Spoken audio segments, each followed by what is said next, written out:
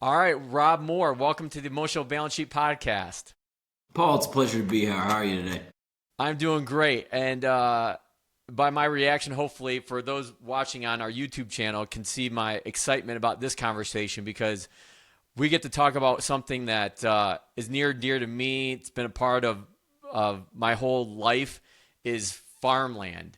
And I know for some of my clients or families I work with, I've talked to them about the potential of investing in farmland through a platform like yours at AcreTrader, where you're the general manager. So I'm excited to have you on to talk about farmland.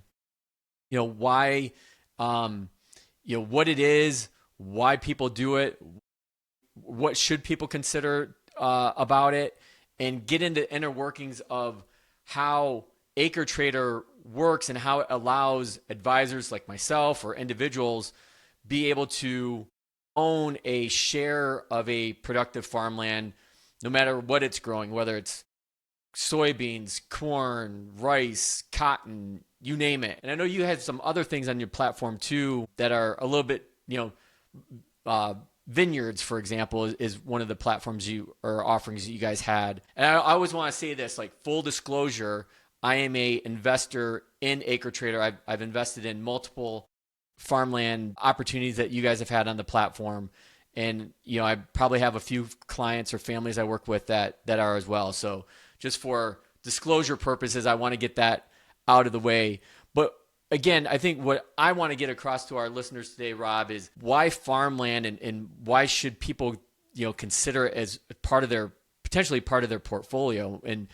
And again, it comes back to, from my perspective, of this differentiation between what a farmland asset can be versus what the stock and bond market's doing, especially as we're recording today on April 24th, and we're still like feeling the impacts of this potential trade war that's about to go down. Yeah, absolutely. No, it's a pleasure to be on, Paul. And from my end, a quick disclosure. Obviously, securities on acretrader.com are offered through North Capital Private Securities. Private investments are illiquid, speculative, and may result in the complete loss of capital. Nothing I should say should be construed as investment advice. That said, I'd be happy to talk about farmland as an asset class. And functionally, what we're going to talk about a lot today, I'm sure, will be diversification. Right. So what we're focused on here at AcreTrader is talking about the role that farmland may play in a portfolio that is diversified, right? Not all of your money should be in farmland, just like not all of your money should be in stocks or bonds or anything else. We really fundamentally, the thesis behind farmland and its role in a portfolio should be centered around diversification. So the underlying thesis of farmland is fairly straightforward. We have on this planet a limited amount of arable or farmable land. We are losing that at a fairly consistent clip to urbanization, while at the same time we have an expanding population that we need to feed, we need to provide fuel for, and we need to clothe. So at a core economic macro perspective, you have a supply and demand relationship that makes a ton of sense. Here in the United States, we're blessed with some of the most productive soils on the planet, and in a fairly large volume. Historically, those fundamental economic conditions of shrinking supply paired with increasing demand have led to consistent appreciation of the value of American farmland. There's several ways to splice the data, but they all come out about the same. The give or take the 50-year average appreciation for American farmland, and this is USDA data is the easiest to lean on here, is about 6%. Let's call it high fives to low sixes % on an annualized basis. So where we think about this, there's cash flow associated with it. And when we get into the specifics of offerings, we can talk through the relationship between appreciation and cash flow. But starting at the macro level, farmland is largely an appreciation play. So what we're focused on is investing in a hard asset. At AcreTrader, we do it in an unlevered environment. So we really want to simplify. I often tell investors my goal is to be the most boring asset in your portfolio. This is backed by a hard asset. You can go out and stick your hands in it. It is productive dirt. And historically, farmland has been correlated to inflation. So it's been a store of value during recessionary periods. This about 0.67 is the positive correlation to inflation. And it's also performed or outperformed historically equities in periods of economic uncertainty. So when we talk about where we are today, what we think about farmland being is a hedge, right? This is something where you put your money, you want to wait. This is not a daily buy and trade type of asset. This is an asset that you sit on, and over the course of decades, in many instances, our model focuses on 5 to 10 year holds, but over the course of decades, you see that appreciation play. And again, in an unlevered environment, the risk profile is far more conservative, particularly in the alternative space than a lot of the other offerings out there. So when inflation Can I rises, interrupt you for just a second? Because you've said that term now twice, unlevered. Can you explain to the audience like what that means? yeah, absolutely. So a lot of investment opportunities have debt associated with them. And previously, we have had some development products on our platform. So for instance, a vineyard development that do have leverage associated with them. We pivoted about a year ago in our business to focus primarily on land investments that are not exposed to the production of the crop on top of them. So the way to think about this is our core product is investing in purchasing a piece of high quality farmland and then holding it. It's leased out to a local farmer. They're the ones that are responsible for everything above ground. We have a lease agreement. We work very closely with our operators to make sure that asset is taken care of and that it's mutually beneficial. I can talk more about that. But it's important for us that these are unlevered because we don't want to expose investors to interest rate volatility. This is the easiest way to put it, right? This is a investment that you are buying, or the asset entity that is buying this farmland that you are a part owner of is going out and paying cash for that farm. Again, it's not that there's not a role for leverage in this type of investing. It's that our specific model is focused on keeping that standard deviation as tight as possible. So the role that it should play in a portfolio if you're investing through AcreTrader today is functionally focused on reducing risk and then making sure that you are both getting exposure to the beta as farmland as an asset class, and then ideally the alpha of working with a group like AcreTrader on the back end. But functionally, we do not do levered investments. So all of the entities that we manage directly here are unlevered purchases of high quality farm ground, and they're all located domestically. Okay, very good. Just like there's ups and downs in the housing market, because I think people listening to this may start to compare, okay, well, how does investing in a farmland opportunity compared to like investing in my house, having my house as an asset? Isn't that the same thing? Am I not diversified because I have a property, whether it's my own or I rent or anything like that? Sure, it's a great question. I think there's two factors here that come into play in differentiating farmland from other real estate investing. The first one is I don't deal with toilets and tenants, right? So I think at a really core level, when you think about simplicity of the product, maybe there's some irrigation, some sprinklers, maybe there's some tile taking excess water off the farm. That's about as far as we go. Ultimately, you're investing in dirt and that dirt's not going anywhere. So the simplicity of it and the exposure to depreciating assets is considerably more limited than you find in either residential or commercial real estate investing. I think the other side of that is that standard deviation. So if you think about commercial real estate, accordions, the supply and demand move, right? You can build more houses, you can build more apartment complexes, you can build more buildings, business offices, things like that, and ultimately demand changes. So during COVID, I think we have an excellent example over the last 10 years to see that accordion of where people are going to work and equivalently what the impact there was on the value of those assets over time. Farmland, you can't make any more of it, right? We're not going out and making more arable land. Right. And ultimately, the need for that food, fuel, and fiber is fairly consistent. Certainly, there are short-term impacts. Right now, we're seeing short-term impacts on, say, soybean prices due to their dependence on international trade. That said, the ground underneath it, and again, I want to differentiate between investing in the real estate and investing in the crop or the producer or Right. the farming operation. The real estate underneath it could plant and grow almost anything, right? Anything within that weather pattern and within that temperature range can be grown. When we talk about the soils here in the Midwestern United States, and we take this for granted, I took this for granted growing up, how unique an asset we have here domestically in the United States. This just isn't found very many places in the world, this amount of high quality soil. So the biggest difference here is, again, just reducing that risk and then completely limiting the supply. And that supply, again, has been shrinking at a pretty fast clip for the last 100 years, effectively. And there's no signs of that turning around. We have more people. Urbanization is spreading out into rural communities. And as that happens, we're taking farm ground out of production. Another term that you've used a couple times now, I know what it means, but again, I'm trying to always like put myself in the listener that's listening to this, that's never been on a farm, doesn't know how it works, is the word arable. Arable. Explain what that means.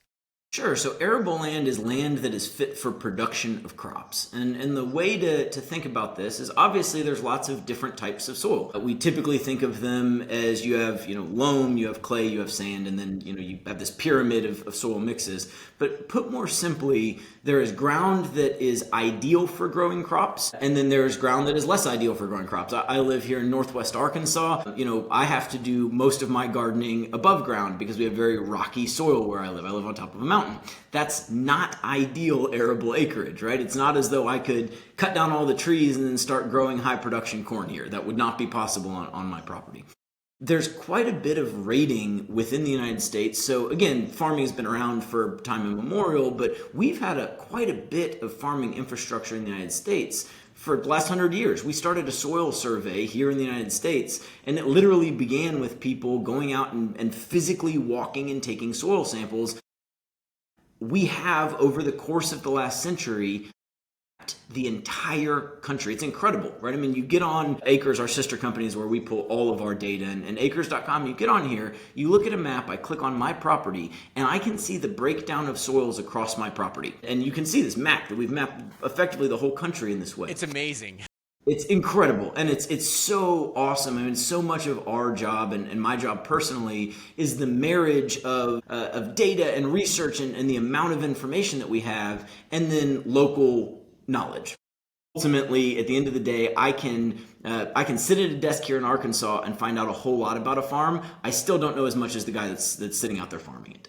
Yeah, it's definitely this weird, I'll use the word weird, but to me, it's fascinating combination of technology meets like old school boots on the ground. And I think in order to be successful in a space like this, you got to have both. You can't just, like, to your point, okay, this is a good farm because of the soil. You still got to go out there, see it, feel it, touch it, if you will, talk to the local people and operators, because these are probably generational farms. These people, these families have been farming this land for decades and decades and decades, if not almost a century. It's incredibly well said, and I think within the industry of new products that are being pushed or offered to farmers, whether those are financial products, whether those are seed products, whether those are input products, there is a graveyard of companies that did not understand the value of local information. And I think ultimately from our end, we try really hard to make sure we're marrying those. So we have on our diligence checklist when we're looking at offerings, and we look at a ton of property. So we're looking at, right now we're underwriting less than 5% of the total farms we look at are a fit for our specific model and our specific investor class. So to put that in absolute terms, like you'll look at 100 farms, and of those 100 farms, you may only find 5 that fit your guys' criteria to be able to go out and offer it to investors. That's correct. Typically, of 100 farms, we will do really deep diligence. We'll see, value in really getting our hands dirty on about 1 in 4, so about 25 out of 100. Of those, we may consider 10 of them investment grade for our model, so they meet our diligence bar. And then, you put out offers, and we are not a top-end payer, right? I mean, I want to offer a strong financial product to the investor, so I want to find a reason to come in below market with the seller, and I can certainly discuss some of those synergies. But functionally, we end up with, on average, about 3 out of every 100 farms we look at end up on the platform. Okay. And then why does a farmer who's had his farm for generations in his family want to look to sell? It's a great question. So there's two different core groups of sellers that fit with us. And again, if you inherit a farm and you just want to get the most money out of the farm you inherited from your grandfather, I shouldn't be your first call, right? I'm not going to pay top dollar. Take it to a local real estate agent and work with them to find out where that motivated buyer may be. That's not me. I'm working primarily directly with farmers. And you bring up a great question. So for instance, the farm we have, at least right now, which is in the end of April, is a sale leaseback. So this is a farmer that has farmed this ground for decades. He knows every bit of this ground. I'll start by saying, and this is an agnostic statement, I'm not giving an opinion on this, just as a statement of fact. To be able to farm in the 21st century at scale, so if we're talking production row crop farms, hundreds of acres rather than a small, more mixed farm. And when you're talking about production agriculture, that scale has increased significantly. You need more acreage today than your parents needed, and certainly considerably more than your grandparents needed to be able to make a living, and that to be your primary job. That's just a fact. So because of that fact, farmers have a lot of set costs, right? Their equipment is a set cost. They have millions of dollars of debt or equity invested associated with that. Yeah, it is expensive. It's incredibly expensive, yes. And there's a lot of overhead costs associated with that. You have an operating line that you have out, and all of these set costs allow you to farm a certain amount of acreage. So you may have the labor and the equipment and the ability to farm 10,000 acres. What that means is every acre below that, you are losing money against your potential scale of your business, right? You have the ability to farm 10,000, you're only farming 8, you have 2,000 acres that you're looking to pick up. The vast majority of farmers in the United States want more farmed acreage. Now, when you think about the cost of an acre of land, right? If you're looking in a core area, you may be spending $10,000 to $15,000 per acre of ground. If you need 5,000 to 10,000 acres to be a profitable farmer, the odds are you don't have the standing capital to go purchase all of those. So, and this is not new. Again, there's some misconceptions outside of the ag community that leasing ground is new. It's not. Farmers have been leasing ground for as long as they've been farming. And ultimately, you have a split between ground you own and ground you farm. The operator that we're working with right now on the Waterbury farm, which is up, is an individual who wants to sell a piece of farm property so he can buy something that is more a fit for his operation, closer to home, more a fit for his long-term growth of his business, but he doesn't want to lose the right to farm this other acreage. So he wants to do a transaction where he's selling ground and then going out and buying more ground. This is an expansion of business if he can maintain operational control over that original farm. So he came to us, and our model is very straightforward, right? It's got to be a win for the farmer and for the investors. And so we said, look, if you're willing to sell this ground below market, we will in exchange give you a below market lease and give you long-term control over that farm. So you continue to operate it, you continue to profit off of that. We even put in purchase options with farmers where on the back end, when we go to sell the farm, if they want to buy it back, obviously at market rate, but if they want to buy it back, they have that option. So the farmer steps in and says, great, I can maintain operational control, I can get some equity to go deploy into the growth of my business. And then what I do is turn around and set up an entity where public investors can come, and our minimums are usually $15,000. So a minimum of 15 grand can invest in an entity that does one thing, and that is buy and lease that one farm to that one operator.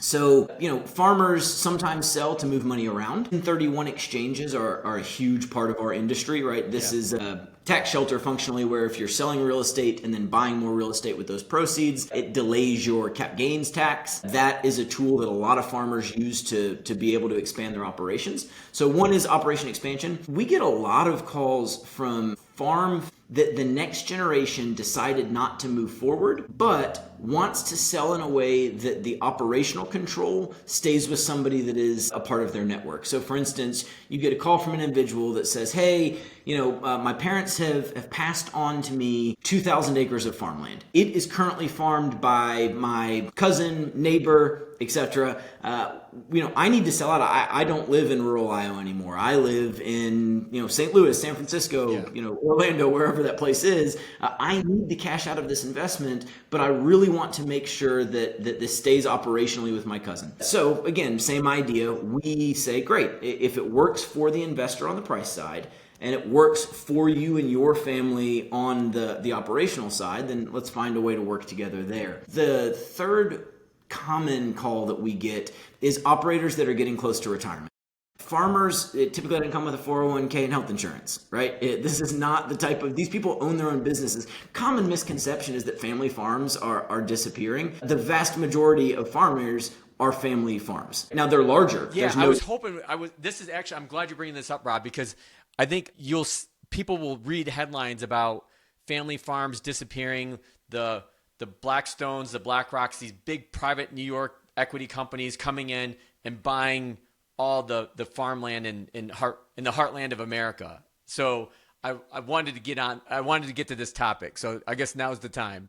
Yeah, so the data does not agree with that statement. 70 to 80% of farmland transactions are still bought directly by farmers. And while certainly the scale is occurring, so there are less farmers and farmers need more acreage to maintain their operations, this efficiency has occurred in effectively every industry over time. Farmland has been honestly a little behind a lot of the other real estate asset classes for several reasons, some of which are the fact that families historically have stayed in that area and taken on that business. That's becoming less common. That said, the farms that are expanding and taking on more acreage and remaining profitable are still family farms. They're larger, certainly, but we're still dealing with families. I don't talk to BlackRock or Blackstone about buying and selling farms from them, right? That's just not a thing. There's some institutional presence, so I would not consider us institutional. There are individual institutional groups that are investing in farmland. This is with school pension money, things like that. That A has been happening for several decades, and B represents something like 1 to maybe 2% of the total industry. This is still largely a local industry.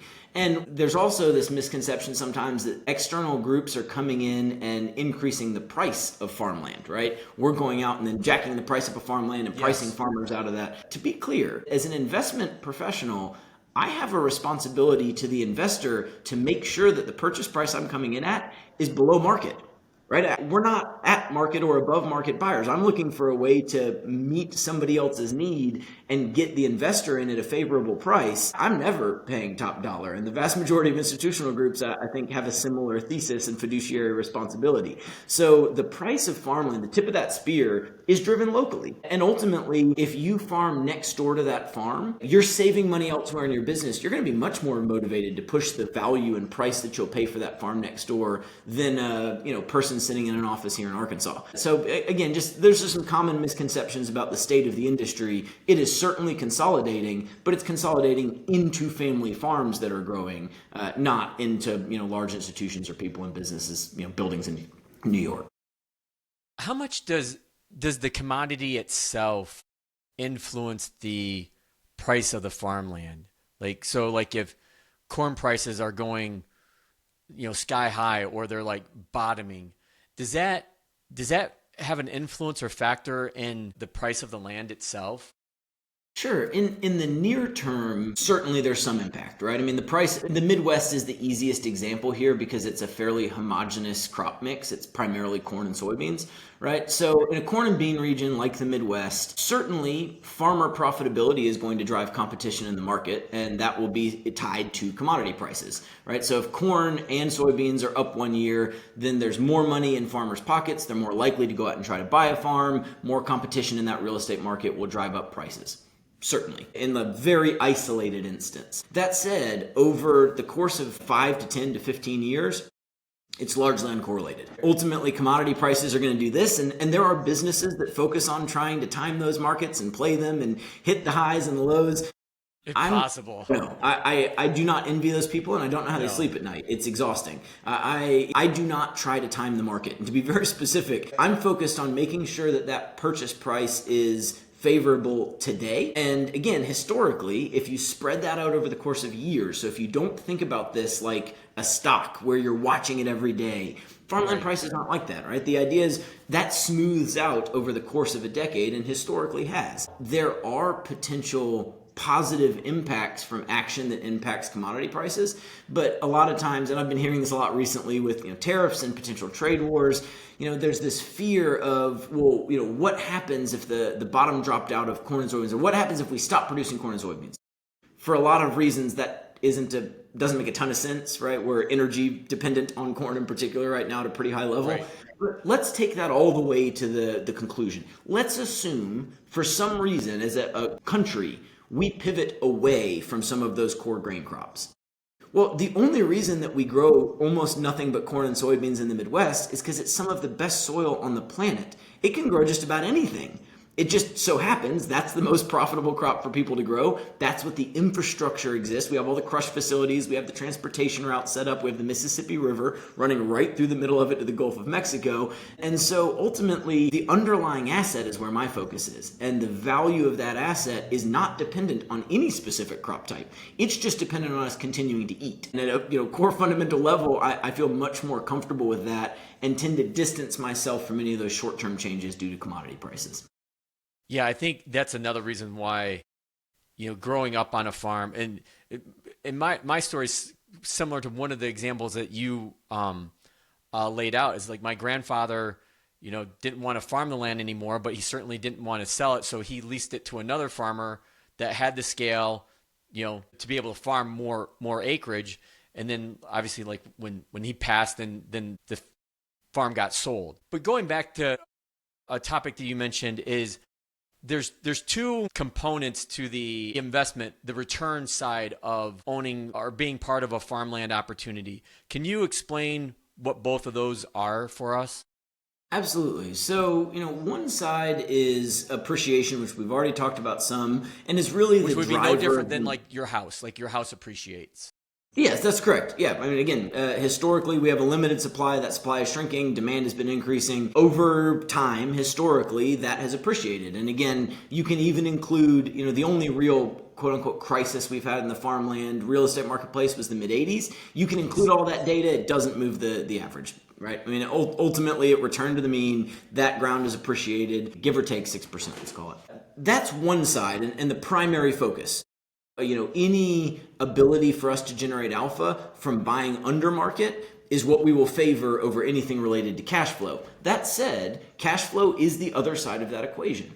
And when you think about cash flow from an investment in farmland, it's very important to adjust for risk. So, I'll state up front, typically if you're investing through AcreTrader.com, cash flow is going to be on average between 2 and 3% annually. Right? This is not a high cash flowing, certainly in today's environment. Now, obviously, that environment cycles and changes over time, and you can compare that to whatever money market or bond product that you're looking at. That said, ultimately, that's not what the focus is. The focus is on the appreciation. The other side of the cash flow equation is the consistency and security of that cash flow.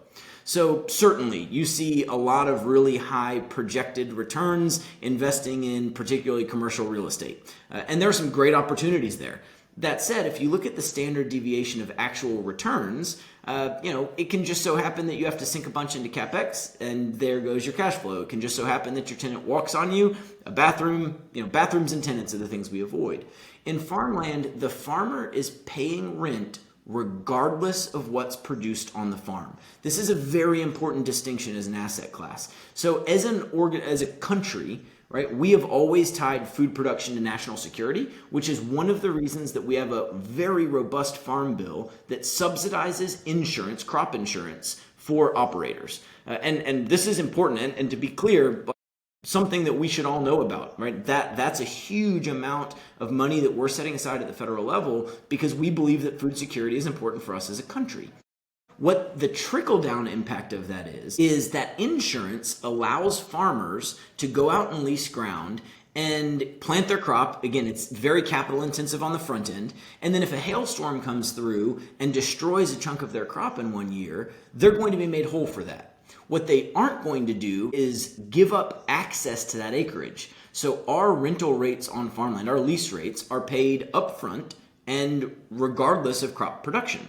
Now again, I'm focused on the purchase price, so I want to buy low and I want to lease low. I want to be a discount to market that incentivizes farmers to work with me. And to be blunt, it makes ethical and financial sense. If you're working with an operator and you align those incentives, then they're going to take better care of the assets that the investors are invested in. Exactly. And ultimately, you're going to find a symbiotic relationship that makes sense for both sides.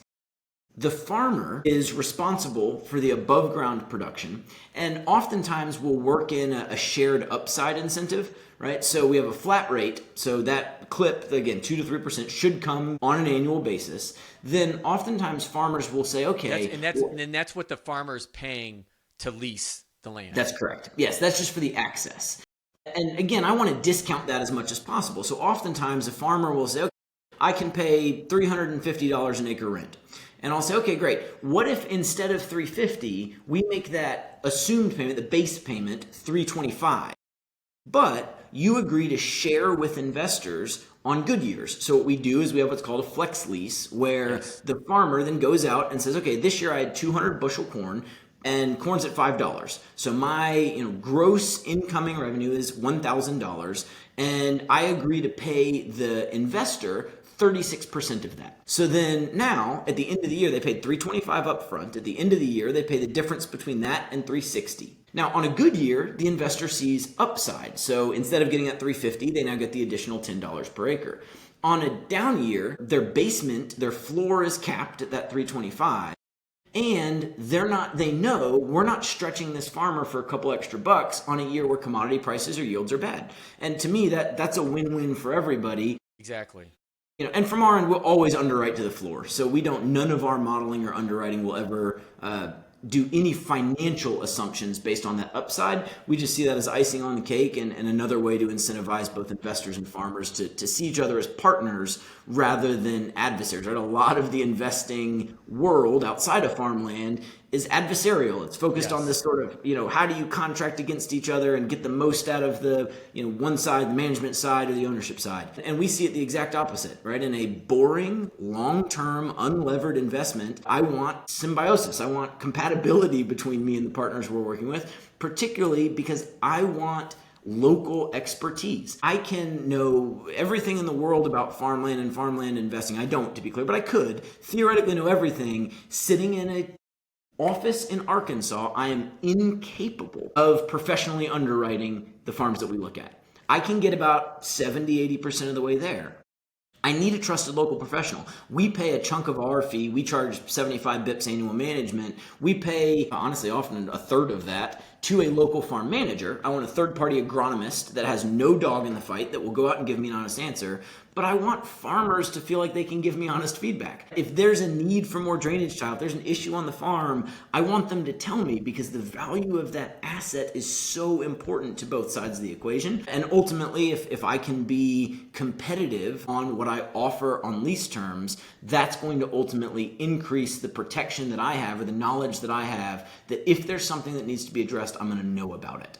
And again, all of these are instances where we're trying to limit risk. I'm not trying to quadruple your money in 2 years and there's a chance you lose it all. That is not my model. I want to be you read the report every year, you're interested to see what's happening, you're learning about agriculture through reading the reporting and going through the financials, but ultimately this is a passive 5 to 10 year investment. This is a sit it and forget it investment where we're focused on taking care of the asset. So not only do you get the participation in the appreciation of the asset class, there's a bonus from then selling a better asset than was initially purchased. Well, I love having these conversations with you, Rob, because I learned so much every time we talk. And I think this is probably just the tip of the iceberg in trying to educate people on the ag industry in and of itself, the inner workings of it, and how a company like AcreTrader can be a part of an investment portfolio like I do for my families here at TAMMA. In closing,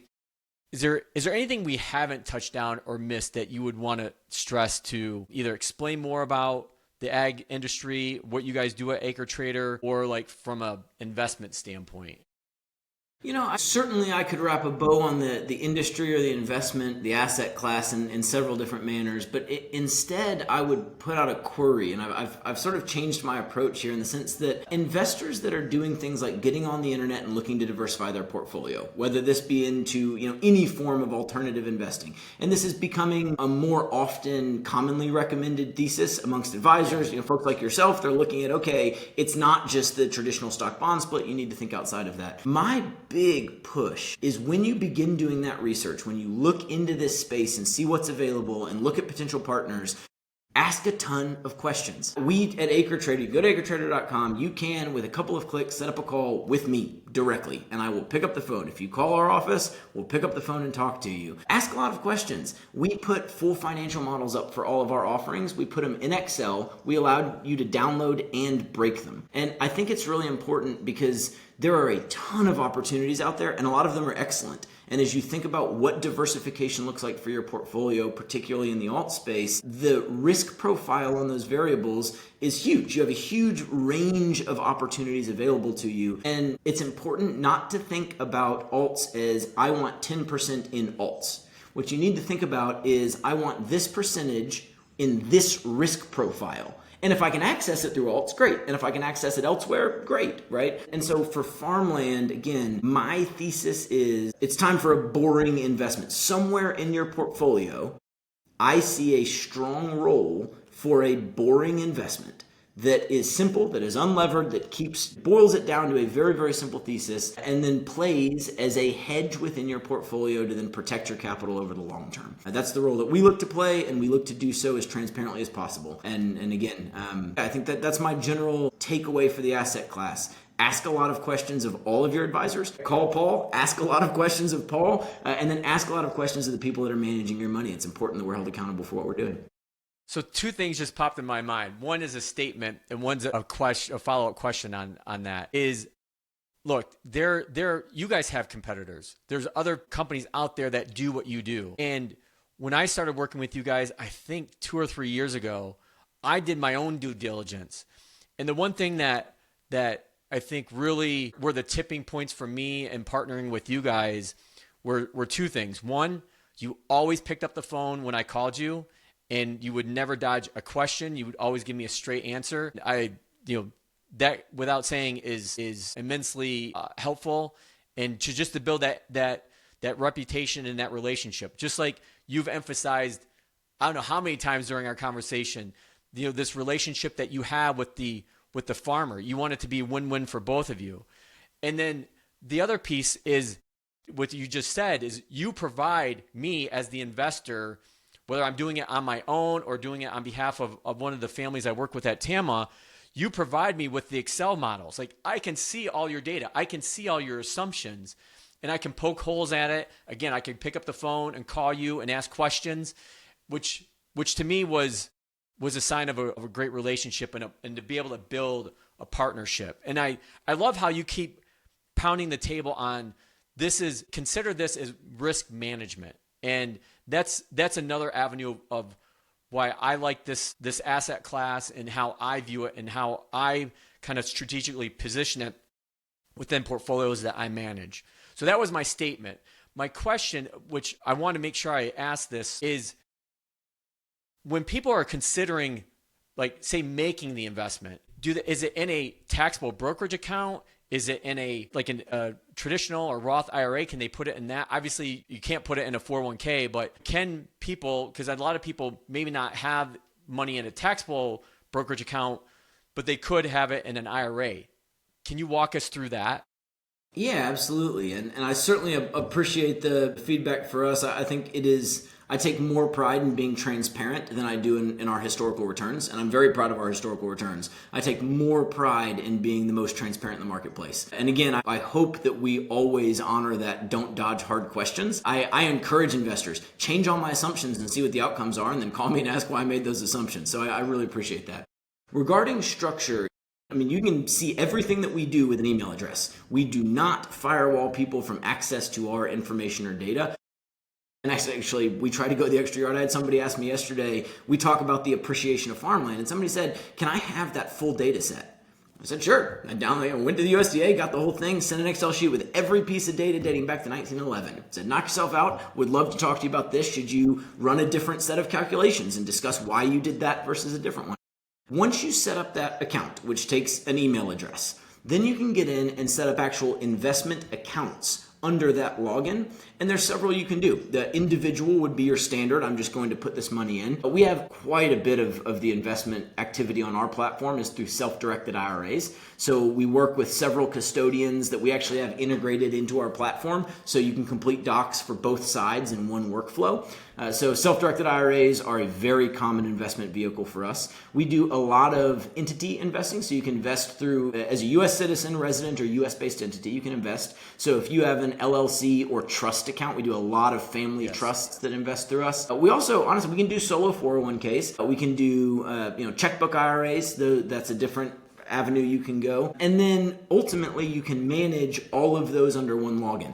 So a lot of our investors, particularly the investors that really like the diversification aspect, will diversify across different accounts. So maybe they do some investing through their individual accounts, they do some investing through their SDIRA account, and then again, trust accounts. Trust and SDIRAs are our two most common non-individual account types. And again, it can be a pain to navigate all of those different accounts and what's needed for them, which is why, again, I default to, if you run into any problem on our platform, pick up the phone and call me. And I'd be more than happy to walk you through how to navigate those. And then you'll receive, K1 for every investment on an annual basis. So then from a tax standpoint, we put out, over 11,000 K1s last month. Yes. And that's another thing is I appreciate you guys get those out actually on time, because as being a tax preparer, I had one family, I won't name their names, they were waiting on a K1 until April 15th. And as soon as they sent it, I was able to file the return. So hat tip to you guys about getting those out. And to your point, like that's one of the things that I pride myself on being a family office advisor and running TAMMA is I try to make it, you guys make it easier for me as an advisor. And then I turn around and make that easy for the families that I work with, as far as like having that one login and being able to manage these different opportunities for families. Absolutely. Well, Rob, sure, I'll be sure to put in our show notes a link to AcreTrader and your LinkedIn profile. I can't thank you enough for I think this first conversation on agriculture investments and farmland, and I'm sure there'll be more conversations to come. But I appreciate you being on and walking this through this with our listeners. Absolutely, thank you so much, Paul. It's been an absolute pleasure.